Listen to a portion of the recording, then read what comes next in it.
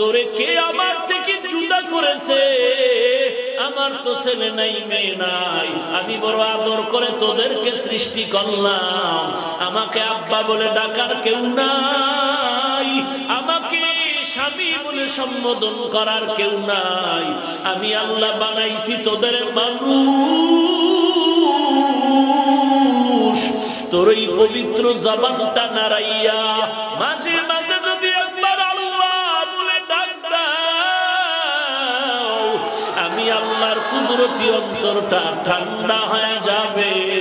আমি আল্লাহ তোর দিকে তাকায় থাকি, কখন আমাকে একটা আল্লাহ বলে ডাক দিবি। আমার থেকে তুই ভাগিয়া কই যাও?